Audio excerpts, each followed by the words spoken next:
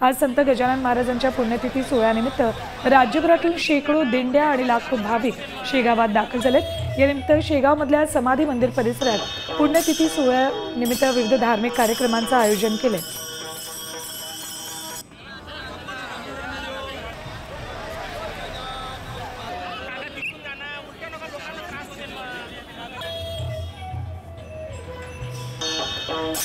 याचा आढावा घेतला आमचे प्रतिनिधी संजय जाधव यांनी।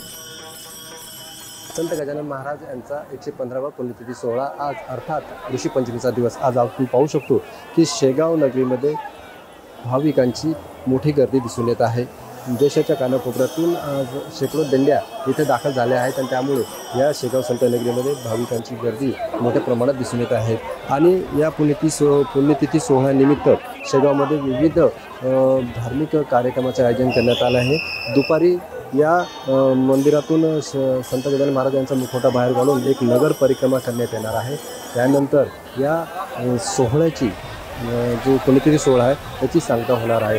या संत गजानन महाराज नगर शेगावमध्ये असंख्य भाविक इथे फक्त दर्शनासाठी येत असतात आणि दरवर्षीप्रमाणे यावर्षीसुद्धा हा पुण्यतिथी सोहळा इथे मोठ्या प्रमाणात साजरा करण्यात येत आहे। त्यामुळे या शेगाव नगरीमध्ये आज अलोट गर्दी दिसून आली आहे आणि भाविकांची मोठ्या प्रमाणात गर्दी दिसून येत आहे। कॅमेरामॅन सुनील मोरेसह मी संजय जाधव, साम टीव्ही, शेगाव, बुलढाणा। आता isakal.com आहे देशातील नंबर 1 ची मराठी न्यूज वेबसाईट। प्रत्येक अपडेटसाठी isakal.com ला नक्की भेट द्या।